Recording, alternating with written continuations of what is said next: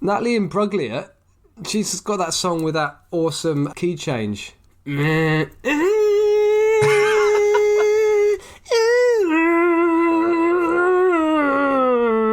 one. Oh, yeah, is it a that key one. change? I'm not musical. Is that what a key change is? Well, I think in order to have a key change, Tom, you have to start in a key. My very basic knowledge of music theory. No, I don't know. I don't even know what a key is. You know this song, though, don't you? I can't off the basis of that. Torn. It's called Torn, isn't it? That by was Natalie Torn? Imbruglia. Yeah. God. That was Torn. Wow. Okay. It's a cracker. I Apparently heard that was once Torn. walking around a supermarket. It's been one of the best supermarket experiences I've ever had. And what was the other thing I once heard at a supermarket? I love that this is a memory that's embedded itself in your head now. My best supermarket experiences by Tom Berry. I was picking a fajita off a shelf, and I was just like, yeah. You just said fajita. A fajita, yeah. Well, I said him Natalie Imbruglia. It was a joke that carried on. Was it? Accidentally to fajita. I once heard Nessun Dorma in a supermarket in New Zealand as well. That was very powerful. Wow. Bit of Pavarotti. Oh, yeah. I was choosing an ice cream at the time as well. Very Italian experience. Did you plump for a Viennetta on the basis of... Yeah, you did? I had just one cornetto. As opposed to your usual 6, you fat bastard. Fat Italian cunt. Just shouting at the cashier, give it to me. It's like a self-service. No. You go over here, you pick it up, you give it to me. Just a one cornetto. How many people do you think are getting this reference? How many of our listeners are getting this reference? How many people come from the UK and are in their 30s, according to our stats? Yeah. Let me just bring this up. Pull that up. Hold on a second. I'll explain why you're doing Congratulations to all 286 people who got that joke. Oh, excellent. Well done, you, if you were one of those 286. Just so that we can make them feel even better, what percentile, how many people in total? So, what sort of percentile would they be in? Too much maths for me in the early morning. The top 10%. There you go. You're a top 10%er if you got that joke. Well done, you. As you career into middle age, at least you've got that going for you. It's a reasonably famous cornetto advert. Do you reckon there are cornettos in America? We are going to have to go meta with this description. A cornetto is a pre-packaged ice cream cone. Yeah. Ice cream is a sweet dessert made from condensed milk and sugar, occasionally mixed with fat and refrigerated. Milk is something you molest a cow for. Yes. A cow is what you move on to after you finish molesting the goats. The goats are what you have relationships with in certain areas of New Zealand. And indeed Greek pottery. To bring it in a roundabout way back to history. Very nicely done. Ciao! Ciao! Si! Toro! Bravo! Bonjour! Strodonki. Yes, hello and welcome. Chris Waddle. And if you got that one, no. you're in the top 5%. I keep promising myself, you keep promising to stop telling wank jokes as soon as we stop recording. And I keep promising myself that we'll stop doing 90s TV references. Nope, I lasted 15 seconds into the scheduled recording of this podcast before dropping Usually a 1990s happens... sketch show reference. The Fast Show, for anyone not British. For listeners, what happens generally is I make lots of rude jokes during the podcast recording, and then about 4 days later, when we get a test run of the recording done by Sam, I then message Sam and say, can we cut out some of the rude bits? Having been the major contributor of the rude bits. I was like, I'm not entirely sure that I should have said that Freddie Mercury was spit roasting me. Did you keep that in the last recording? No, I did edit that out, but now it's made it into this episode. You're going to be living that one down for years. Dear. There's a lot of gold that gets, I say gold. Beige. Beige. Beige. It's edited out. So our podcast recordings tend to go from about an hour and 40 minutes down to about 55. Oh dear. Anyway. This comedy gold, genuine gold, this is staying in. If I have to edit out some facts, so be it. Hello and welcome to That Was Genius. I got to get this in before anything else happens. The little history podcast in which Tom and I, two friends on different sides of the world, exchange little-known history stories on a theme or topic. The topic is decided the week beforehand, but everything else is a surprise. And Tom, what is our topic this week? Hey, Conquistadores. Conquistadores. Conquistadores. Hey, that's the best you're going to get from me, from a Spanish accent. I've been practicing that all week, that one word. Fingers crossed it's also the only. Conquistadores. Yes, the conquest. What a good topic. Of Central and South America by the Spanish, who were lovely, weren't they, Tom? Oh, they were lovely. Well, the Native Americans were particularly lovely as well. Everyone was lovely. As I think we established last week, history is full of lovely people. Everyone in history is smiles and rainbows. I was excited the moment we chose this because I love this era and period of exploration. It's great fun. Yeah, I don't know a huge amount about it, but having done a bit of research now and read up on it, I'm thoroughly excited to talk about it. Oh, it's just great. The way it borders on fantasy.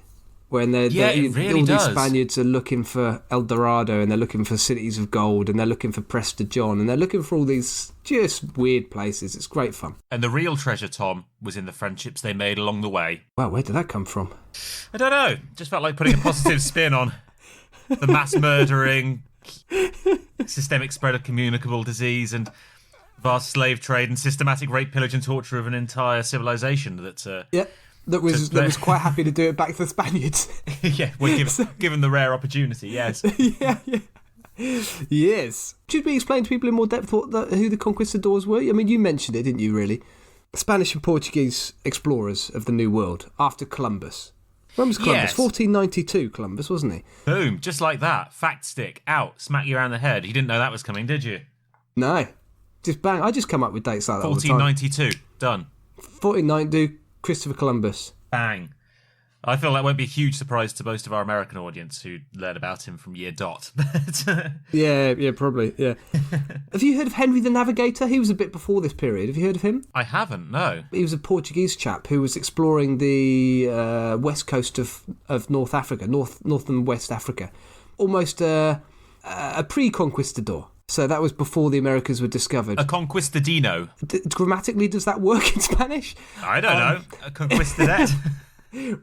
Yeah, possibly. We'll go with that. Where were we? So, yeah, conquistadors. Spanish and Portuguese attempts to conquer areas of the New World and in the process discover, gold was often on their high on their list, wasn't it?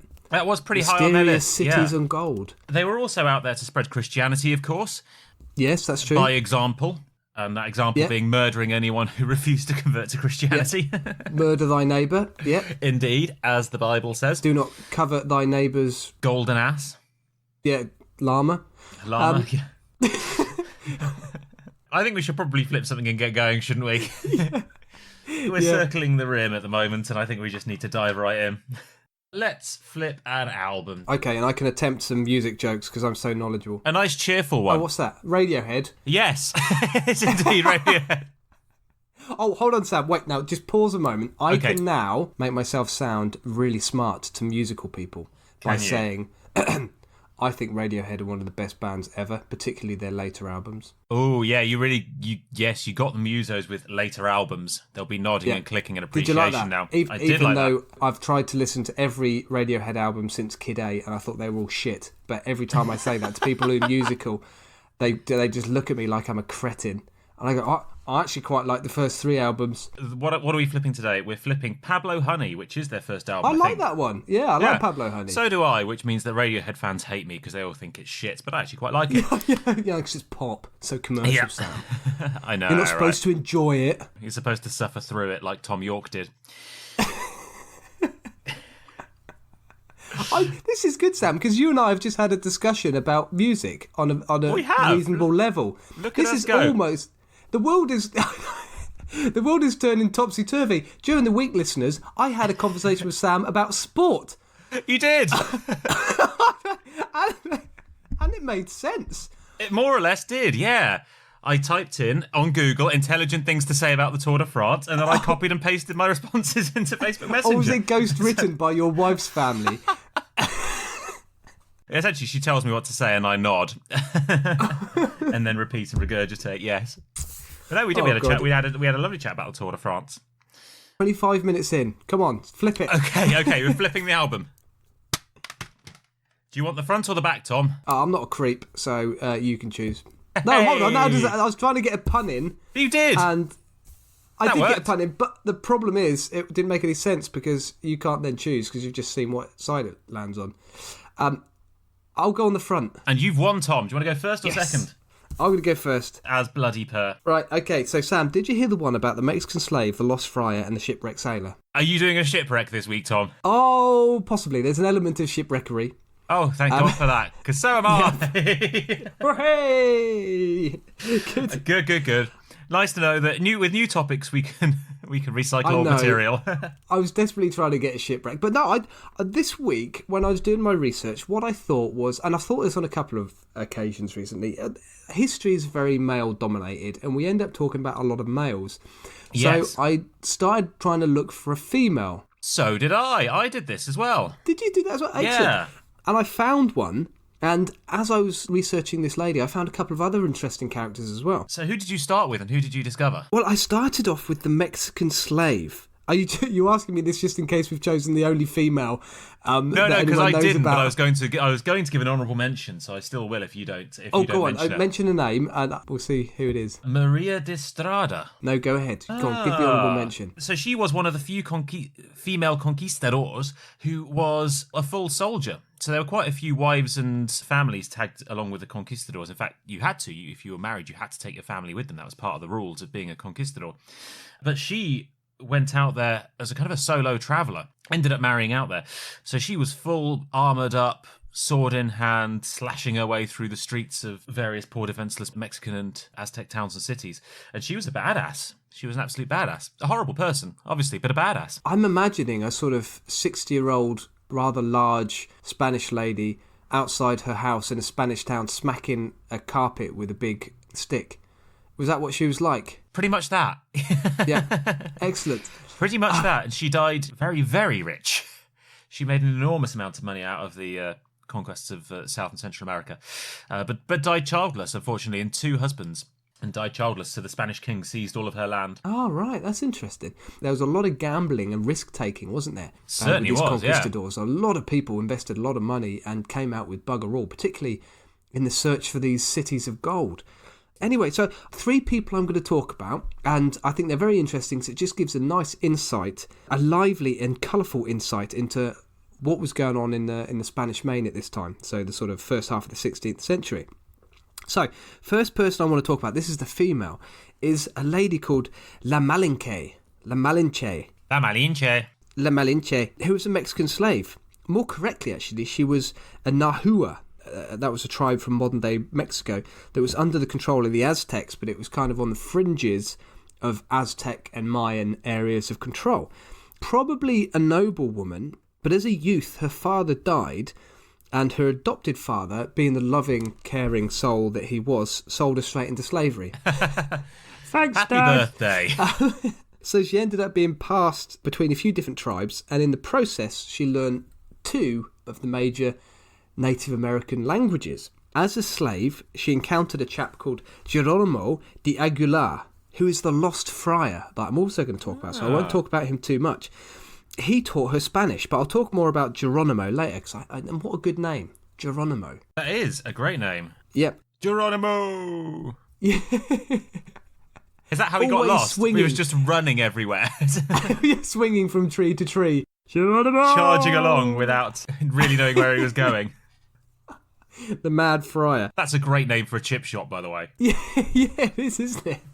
Until you find out that he is a mad friar. Yes. That cod you asked for is actually a shoe. Never order the mystery bargain bucket from the Mad Friar. Last time, I got an alarm clock. Yeah, 2 pieces of Lego. A donkey, a nicely written poem, and... a garden gnome. It was very strange. And some chips. Deep fry anything, that Mac. He will. Scottish heritage. If you can spy it, I will fry it. It's the motto written on the door. Nice. I fry with my little eye. Sorry, carry on. No, I was about to say, you just reminded me. There was a chap, when I was at school, this must have been when I was maybe 12 or 13, a boy joined our class who was Argentinian. And I actually ended up being quite close mates with this guy for 4 or 5 years until we went to university. I remember his first day at school, I was sitting next to him in one class, and we were supposed to be drawing, I think we were drawing vehicles. We were designing vehicles. Being the welcoming person that I am, I kept telling him that in the UK there's a make of tyres called Massive Boner, and he should write Massive Boner on the tyres of this vehicle that he was drawing. Yeah, I did a number of things like that. I'm not sure that was a very kind thing to do to a vulnerable Argentinian child that just started at our school. Anyway, carry on. Yes, I'm sorry. Yeah, where was I? So, yes, she encounters this chap called Geronimo, who is a lost friar. And he's sort of clearly very, very lost because he's Spanish, a friar, and he's in Mexico. So I don't know how he got there, but we'll discuss that a little bit later. In 1519, the Spanish conquistador leader Hernan Cortés, who's obviously a famous figure, defeats an army of Mayans in battle, and La Malinche was given to Cortés as a gift by the defeated Mayans. She was apparently very pretty, but more importantly, she was a very, very useful translator alongside this Geronimo chap. Initially, she was given to a Spanish noble by Cortés, a chap called Puerto Carrero. That was quite good, wasn't it? Puerto Carrero. Cortés then got cosy with her himself, and they had a son together called Martin Cortés. And interesting, Martin Cortés is one of the earliest mestizos, which is a term for a descendant of a European and an indigenous American. Is that a PC phrase? I think it is, yeah, I think it's fine. Absolutely, I think it's still in use in Latin America at the moment. Yeah, mestizos. Later, she shacks up with a Spanish chap called Jaramillo, and they have a daughter. So again, another mestizos. And she was exceptionally important to Cortés. There are illustrated manuscripts from the time. There's one called The History of Tlaxcala, which displays her very, very prominently next to Cortés. And she obviously was allowing Cortés to communicate with the native people and engage in diplomacy. Obviously, conquistador-style diplomacy. I chop your head off. Yes. You'll give me the land or I chop your head off. Sometimes you give me the land and I chop your head off. Yeah, if you are a little unlucky. If you get me on a bad day. There is a belief that she herself was also a very skilled diplomat. She wasn't merely communicating, but she was actually quite skilled in building relations. And she supposedly saved Cortés's bacon on a number of occasions by discovering plots against him himself and also possible military exercises by the Native Americans. You mentioned a moment ago this mestizos, and there's a pejorative term called melinkism, which is a term for the development of a fondness for another culture other than your own. So it's almost like being a cultural traitor. So she's a controversial figure in Mexico. Now, I guess it's a bit funny, isn't it? Because it's this idea that you can't adopt another culture or have a positive outlook on another culture, and obviously there's nothing wrong with it. So now, I mentioned this friar, Geronimo. I'm just going to call him Geronimo because it's a cool name. And he was a Franciscan friar from Spain, and he made his way to the New World in around 1510, where he landed at a colony where there was quite a lot of infighting amongst the sort of political classes. In 1511, as a result of all this infighting, he set sail for Santo Domingo with 15 other men and 2 women. Don't quite know what they were trying to do. I think they were maybe just trying to get out, or possibly they were... Get the hell out of Dodge. Yeah, or they were just looking for a bit more support by going somewhere else. Anyway, they end up being shipwrecked.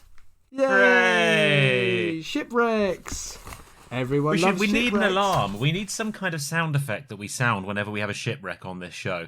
What sound does a ship make when it goes onto a sandbar? Oh my god, my legs, the ship's sinking. Oh no, there's water coming on board. Won't somebody think of the children? Every man Ships for don't himself. have legs.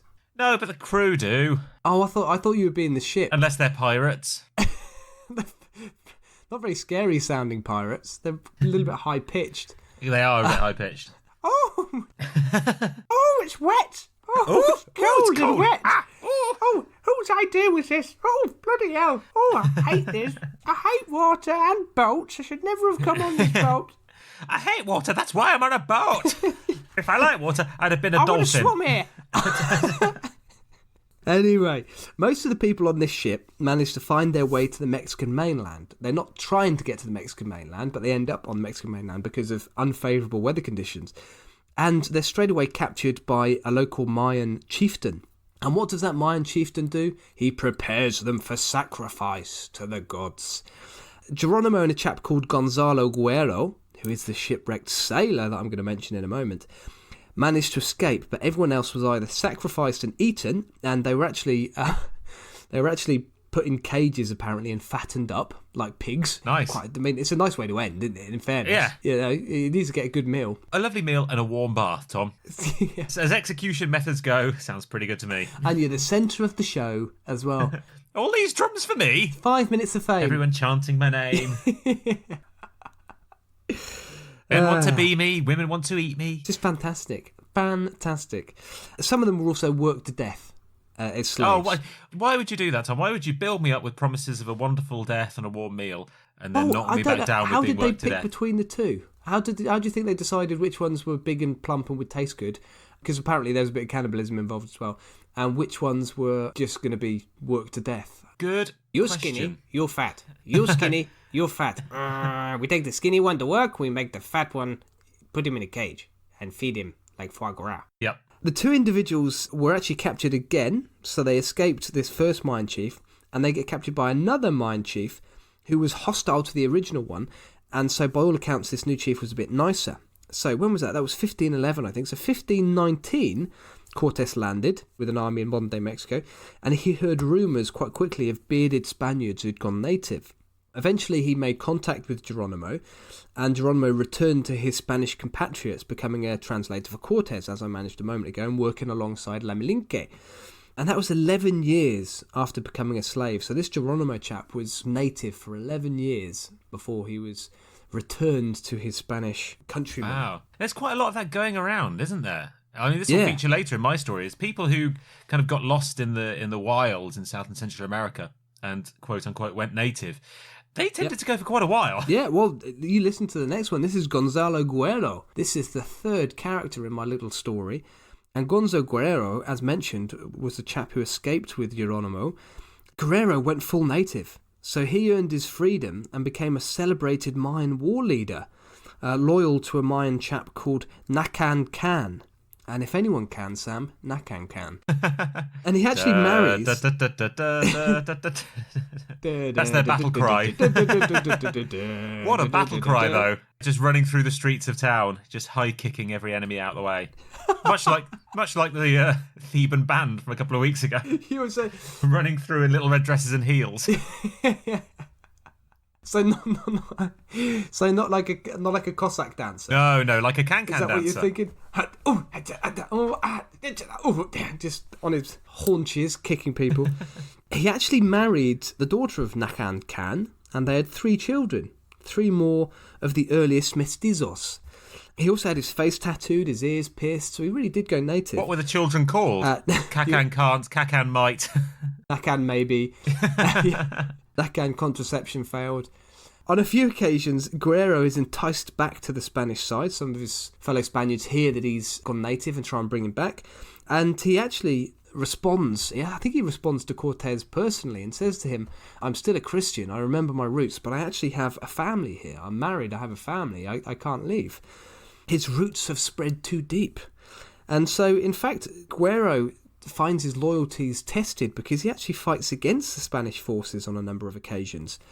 In the end, it's thought that he's killed when he brings a war party with 50 canoes to help a Honduran chief fight the Spanish. And after the battle, the Spanish discover the body of a European, assumed to be Gonzalo Guerrero. And he wasn't very well liked by the Spanish chroniclers at the time because he was obviously seen as a turncoat. Much in the same way that La Malinque is a controversial figure for Mexicans. So there you have it.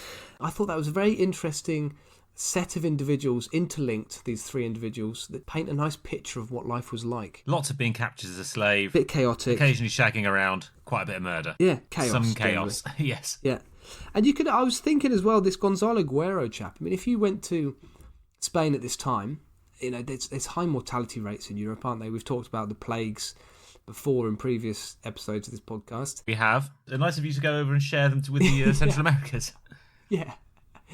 And this Gonzalo Guerrero chap might not have had much family to go back to. That might have been the reason why he chose to jump on a ship in the first place. So it's maybe not a surprise that he decided to go native. He was just looking for love, Tom. And just looking for gold. And El Dorado. Pocahontas. Yes. Yeah. Oh, well, that's a sweet ending, I guess.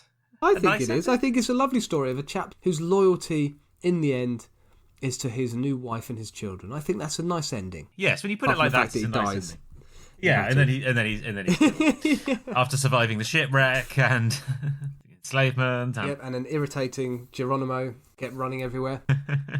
Geronimo! Do you reckon he shouted that as he came into every room? Geronimo! Geronimo! Yes, okay, hello, Geronimo. It's like Timmy in South Park. Timmy! Geronimo! Geronimo! Geronimo! Geronimo, you have to come home now. You're Spanish. Geronimo? No, come. I know, Geronimo. I know you've got a family here, but we need you at home. Geronimo!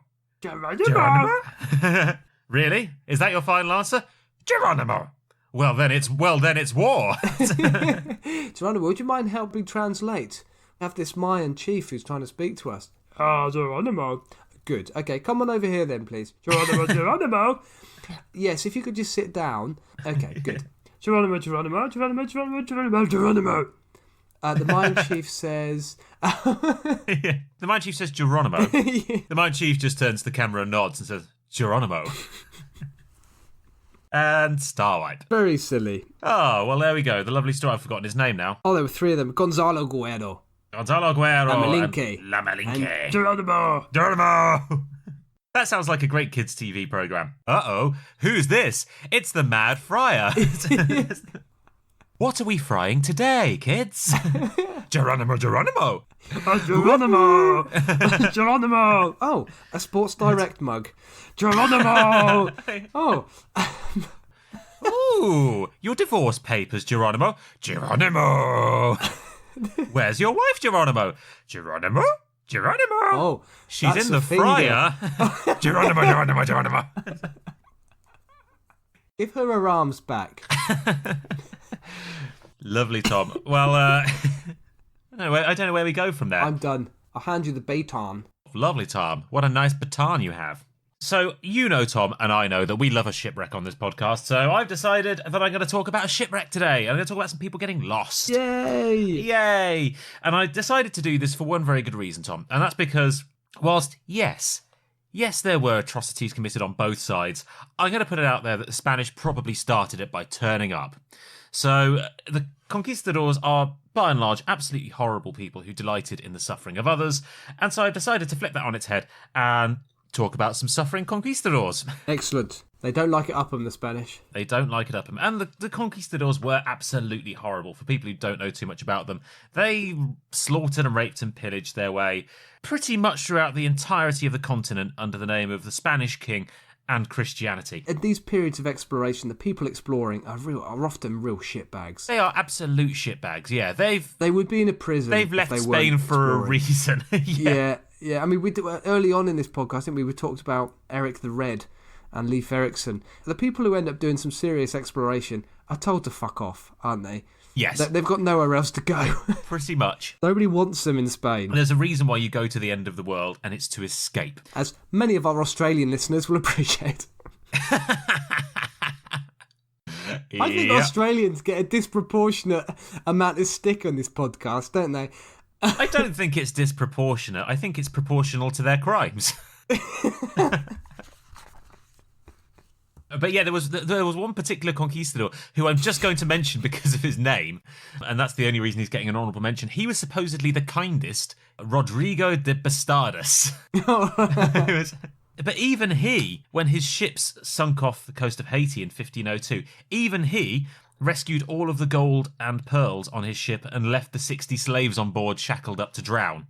So even the kindest conquistador I think I've heard of that. Dickbag. He was known afterwards as the friend of the natives. I mean, for fuck's sake, throw them overboard, Sam. They're obviously weighing the boat down. I know, right? Use your common sense, man. So yeah, I thought it would be fun today to look at some of the least successful conquistadors and to add a sense of karma to the entire invasion thing.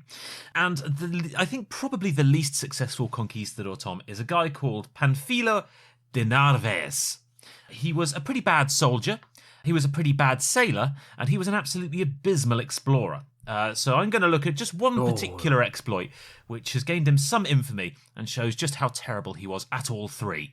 The 1527 Narvaez Expedition. So, this guy Pánfilo, just a bit of background to start with. Pánfilo, not to be confused with his cousin Wok Shortcrust. There we go, that's a bit of a pastry and cookware joke. But what's a Pánfilo? I didn't get it. A pan and philo pastry. So his cousin is Wok Pánfilo. Shortcrust. Got to do it again, but make it more obvious that he said Pánfilo. Okay. And then I'll laugh hysterically. So, Pánfilo, not to be confused with his cousin Wok Shortcrust. Hey, it's better the second time round. That's actually a good joke. Hey. Ruined by the fact that I didn't get it. Sorry. All jokes are good jokes ruined by people who don't get them, Tom. That's the basics of what makes a good joke. 101 of joke making, people get it. Anyway, Pánfilo was born in Castile in Spain sometime in the 1470s and had very close relations to Cuba and South and Central America. He was quite closely related to the guy who would become the first governor of Cuba. I'm going to get this wrong. Diego Velázquez de Quesada. There we go. Go in with enthusiasm and you can't possibly get it wrong. And he served under him in the conquest of Cuba. So very close links with the New World. We've got a description of him, which isn't a very useful description. Apparently he was tall, blonde, and prone to sunburn. So there you go. Fair enough. So according to writers at the time, particularly the quite famous historian and social commentator Bartolomé de las Casas, he was an absolute dickhead, Tom. He was a knob. He was quite difficult to get around. Is that a direct quote? No, something about the devil and you'll spend your rest of your eternity in hell was the actual quote. But I'm paraphrasing to say he's an absolute dickhead. Disliked by those around him, and he slaughtered entire native communities in Cuba even when they'd come out and openly welcomed them and offered to support them. He accepted their support and their gifts and then slaughtered them, including all the women and children. So a bit of a bell end. Fortunately for everyone else, handling anyone or anything more dangerous than unarmed women and children was a bit too much for this guy to handle as a commander. In 1520, he was absolutely crushed when he was sent from Cuba to stop Hernán Cortés, the conqueror of the Aztecs, from conquering Mexico. It was an unauthorized invasion. So Narvaez was sent to stop him and was absolutely dicked on, despite outnumbering him 3-1. He was surrounded, captured, lost an eye, and spent 2 years in a Mexican prison before being shipped back to Spain. So he was a pretty useless commander. And I bet I know who made the difference when they were outnumbered. Who made the difference, Tom? Geronimo! Geronimo! Just piled in from the back. With his deep-fried goods. Yeah. Geronimo! Just shooting deep-fried musket balls at everyone, yeah. Geronimo! Throwing deep-fried trousers at people. Absolutely, that is precisely what happened, Tom. History, facts, bitches. So, not a very successful commander, not a very successful soldier, bit of a dickhead. But he wasn't about to give up on the riches of the New World, Tom. Oh, no.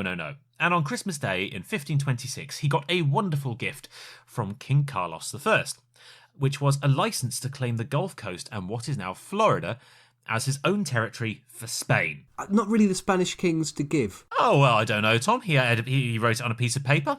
Seems pretty official to me. I owe you Central America. I just there we love go. I love the sealed, pretension delivered. behind it. Oh, yes, actually, yes, I give you permission to conquer a land that I don't have any ownership over. There you go. As a Christmas present, it's a bit like those buy someone a chunk of the moon or buy someone a Scottish title. Yeah. You know, you can buy those for like... You know what it's more like? Merry Christmas, son. I've given you our neighbour's garden. Go and do what you like. They don't need it. That's pretty much it.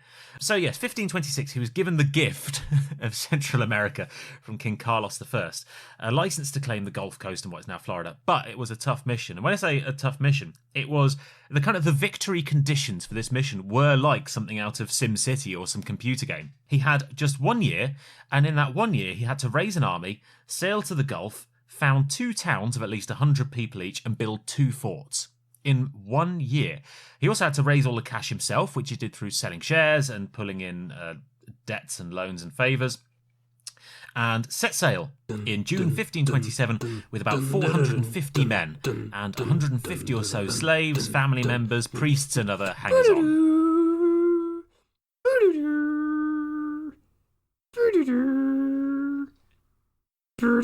It is indeed Mission Impossible. Yes, I think it could have added a little Spanish flair to that. Just a little at the end.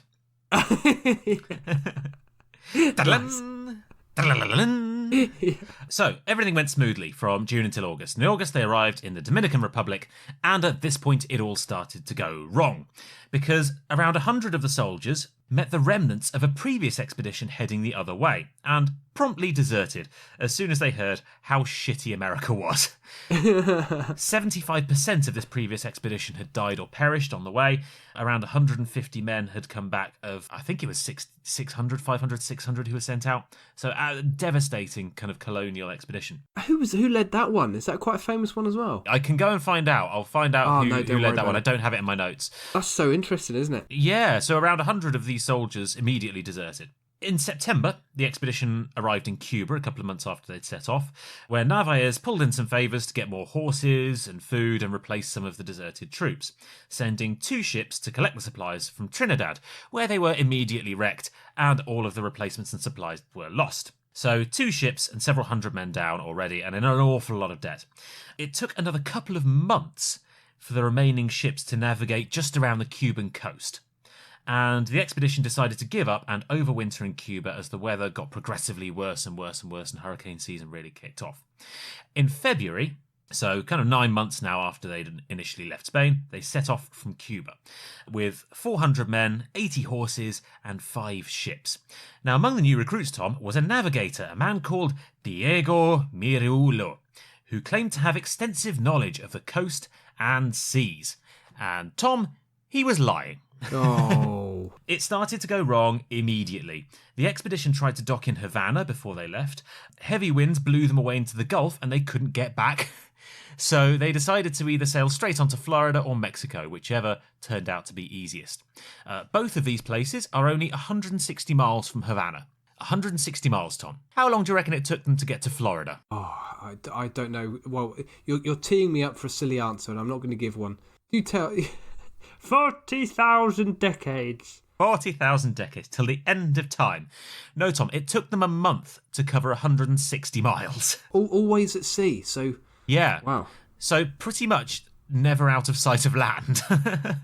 Oh, that'd be so frustrating. I know. They were averaging about 5 useful miles a day until they made it to the coast of Florida. Now, from this point on, most of what we know about the expedition comes from one of the few survivors, a guy called Alvar Nunez Cabeza de Vaca, who wrote up his experiences in 1542 in a book entitled La Relación y Comentarios, or the Account and Commentaries, which was later just renamed Shipwrecks. And you'll see why, Tom. You'll see why. Notice, shipwrecks plural. So the expedition eventually spotted land just north of what is Tampa these days, halfway up the Florida coast, so a bit further than they planned to go, but still only about 300 miles from Havana as the crow flies. They wasted another 2 days trying to find a safe harbour, which Murillo insisted existed, but actually didn't, just wandering around, repeatedly covering the same ground like trying to find a parking space on the town centre on Saturday, just going round and round and round and round and round. And eventually Or if you're my wife, just an empty car park. Just driving it. Just choose a parking bay. Round and round. There's lots to choose from. Round and round and round. Anyway. It's the starvation of choice, Tom. Yeah. Eventually, another ship was wrecked, literally just trying to find somewhere to park.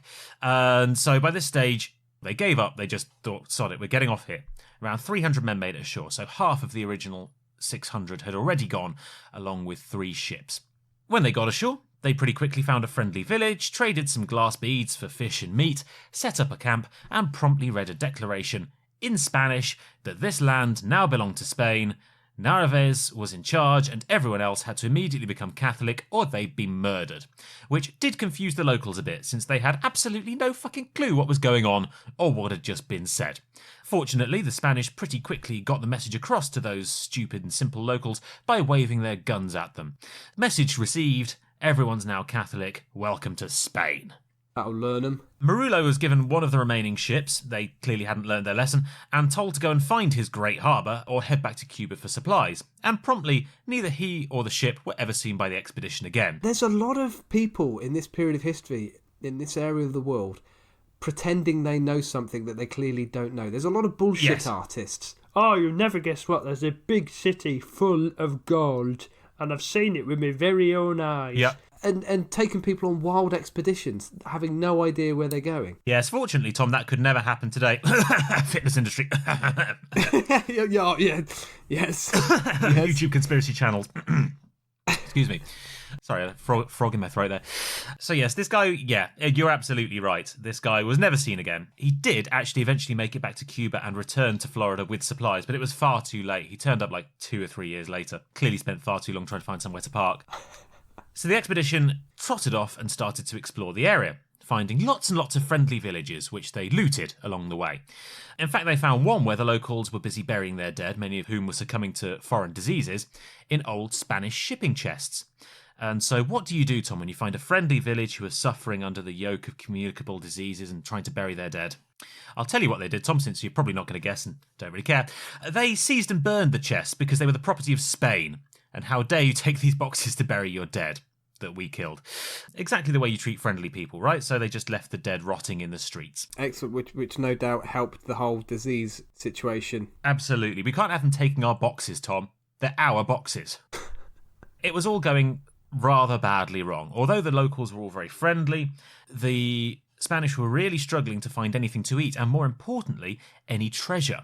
So what they did was they split in half, and most of the group headed north overland to try and find Tampa, which was actually to the south, but as I've said, they were terrible explorers and didn't really know where they were.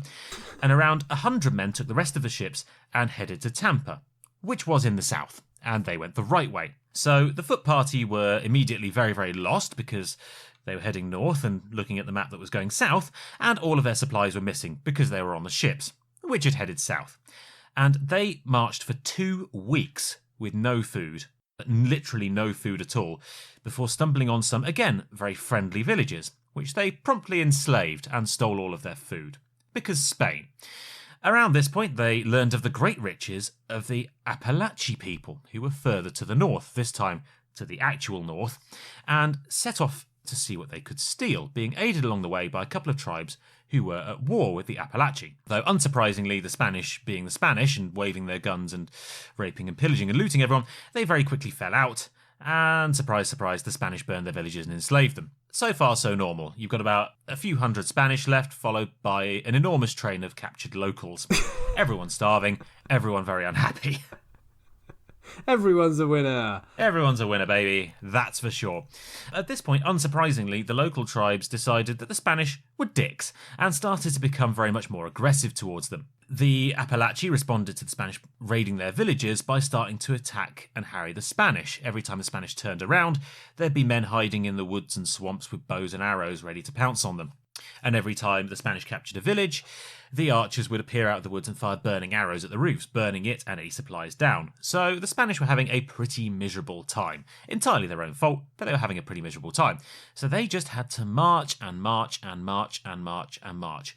And of course, every time they captured anyone, the person would say, oh, well, there's nothing in our village, but the next village along, who we happen to be at war with, have enormous riches. Yeah. And so they were going any which way that they were promised gold.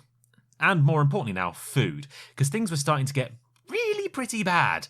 The Spanish were absolutely starving. They were literally starting to die of starvation. And because word was spreading very quickly that it wasn't a good idea to help them, because you'd end up enslaved or dead anyway, all of the locals were abandoning and burning their villages and taking all the supplies with them. So the Spanish were literally having to scrape through the bins and fire pits to try and find individual beans and things to eat. Every time they tried to cross a swamp, which there are an awful lot of in Florida, they'd be attacked by hit-and-run parties armed with warbows, and as soon as they got to waist-height water, they would be pounced on by people hiding in the reeds and hiding behind trees and in the bushes. They were constantly being followed. Because it was wet, their guns wouldn't work and their crossbows went saggy. Their armour was rusting and weighing them down, so they had to carry it above their heads, and they were getting showered with arrows whilst being completely defenceless every single day, and life got really fucking shitty for them. Their crossbows got saggy. Their crossbows got saggy, Tom. Yeah, not even a euphemism. That's technical. That is the technical terminology, yeah. Saggy bows. Crossbow. Saggy bows. That's a nickname you don't want, isn't it? But this is how bad it got, Tom. The Spanish started to openly discuss cannibalism.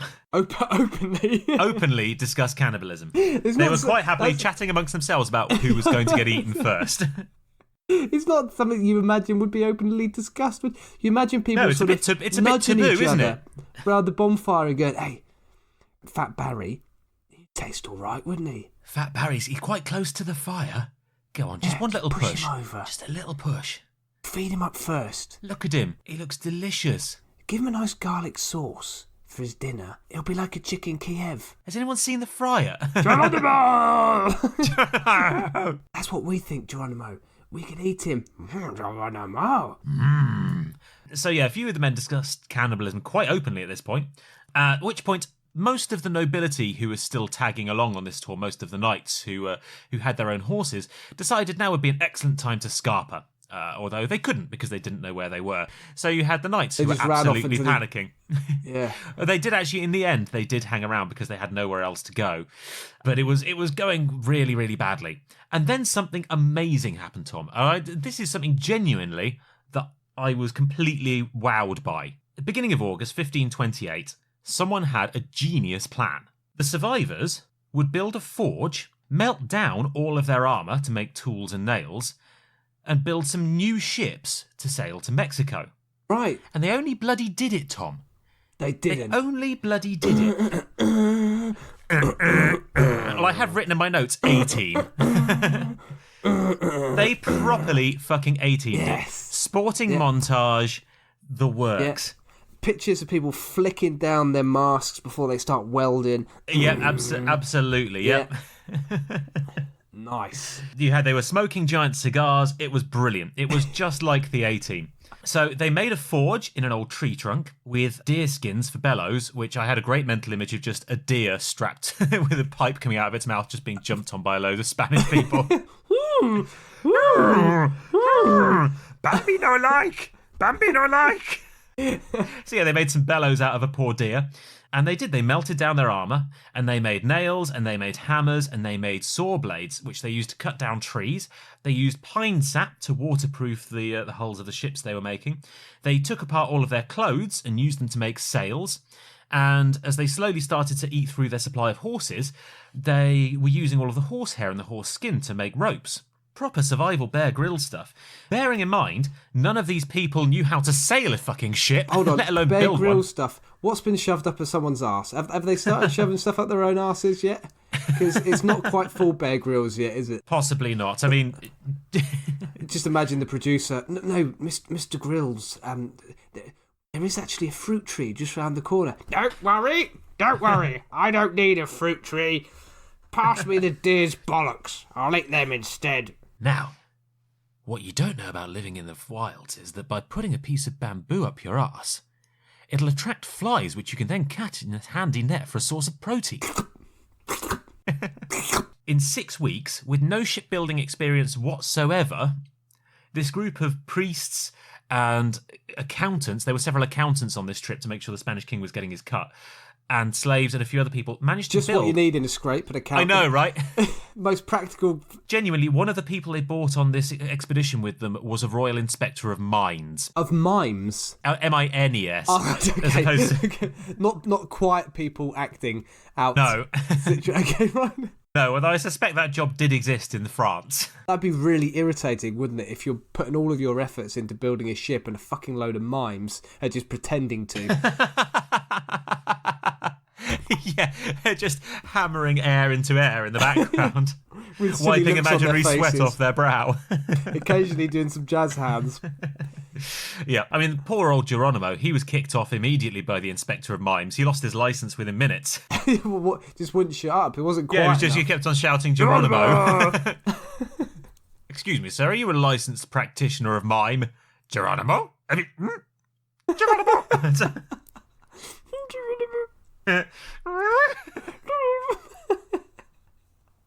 Trying so hard to be quiet. As a single tear rolls down his whitened face. a short period of silence before it builds up inside him. And he just goes... That's your third warning. You're out. That's why he ended up on the expedition. He was kicked out of Spain for losing his mime's license. So anyway, this group of... To get back to the story very slowly, this group of accountants, slaves and explorers managed to build 5 ships in 6 weeks. They're proper ships as well. Each was about 30 feet or 10 metres long and could carry about 50 survivors. Which is properly A-team stuff. And they were really running out of time as well because they had no food. And as soon as anyone stepped foot outside the camp, they were literally under siege by the natives. And they managed to sail away. They actually got away. About 250 men took to the water in September 1528. And within just a month, Tom, the few who were still alive were shipwrecked again. Oh, I thought it was going to be happy. Well, not a happy ending, but, you know. No. So of the 250 men who took to the water, remembering that these are all appallingly bad sailors who'd taken over a month to get 60 miles from Cuba to Florida. Yeah, and yet they were so good at building things. Why did they choose or maybe to they build weren't. boats?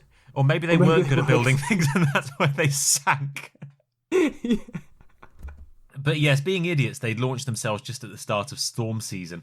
And within a month, about 160 of the 250 men had died of starvation and shipwreck. Narvaez himself died in one of the storms. He was last seen, his raft kind of drifting off into the distance and was never seen again. Oh. So around 80 men survived. How many did we start with again? 600. Wow, that's good going. Well, it gets worse, Tom. Because of the 80 who survived, they ended up in, not in Mexico, but in Texas, around the area that's now Houston. And so they did actually make it a hell of a long way around some pretty treacherous coastline. They were hugging the coastline all the way because obviously their boats were very small and it was storm season. And I Google Maps this, doing the kind of distances to see how far they got. They got over 1,000 miles. Oh, wow. So they did pretty well. But it was now pretty much hopeless. They were stuck in Texas, they had no means of escape, and they were a very long way from any food or supplies or reinforcements. And so the 80 survivors spent the next 4 years making by all accounts, a fairly piss-poor attempt of trying to live amongst the locals. Unfortunately, being conquistadors, they managed to get themselves into all kinds of scrapes and were forced to beg, borrow, enslave and steal whatever they could from any of the villages they passed through, and basically made a bit of a reputation for themselves as being trouble. I like their commitment to Catholicism and their superiority complex. By this point, I would have just been happy to survive. Yes. I would have been just quite happy to know. I tell you what. We're not just still alive, we're still going to rape and pillage. There's only 2 of us left, but no, all of you lot need to become Catholics. Well, Tom, it's you say there's only 2 left. By the end of this 4-year period, there were only 4 left. Oh, really? Yeah. So by 1532, 76 more had been killed. And the 4 men were Alonso del Castillo Maldonado, Andreas Dorantes de Carranza, Alvar Núñez Cabeza de Vaca, who wrote the book, and so it's from this guy that we know about the story, and Estevanico, who was a North African slave. Basically Darwinism in action, isn't it? Yeah, pretty much. I imagine it is just survival of the fittest. Yeah. And by this time, the 4 who were left were a very odd mix of people. They had spent so long in the Spanish Main that they were a kind of an odd cultural mix of Spanish and Native American.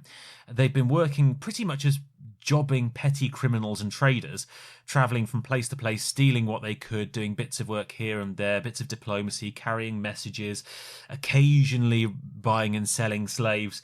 In fact, De Vaca, once a shining beacon of Catholic expansionism and European superiority, had actually by this point become a faith healer and shaman.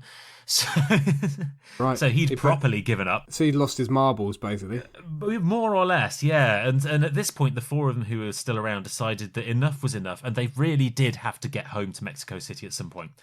They set off from Texas, Tom, after 4 years of living amongst the natives and a year of wandering around shipwrecked and lost. They set off for Mexico City, Tom. And if you're in Texas, roughly which direction is Mexico City, Tom? Northeast. Not quite. You have a similar sense of direction to these guys. It's south, Tom, isn't it? Mexico City is south of Texas. South. It is south, yeah. They headed west. West, okay. We don't know why. We don't really know where they ended up. But it's believed, from the various accounts, particularly by De Vaca, that they ended up going all the way through Arizona and New Mexico, eventually reaching the Pacific coast.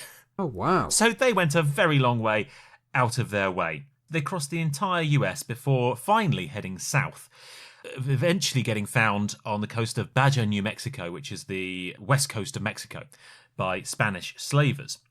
Bear in mind how long they'd spent living amongst the natives and being shipwrecked, Tom. How long do you think their walk took them? Oh, I don't know. 4 more years, Tom. It took them 4 more years. Sorry, 4 more years to walk from where? Essentially Houston, Texas to Mexico City, which, let me Google Maps this again now. So it's 700 miles, so it is quite a long way, but it took them 4 years, Tom.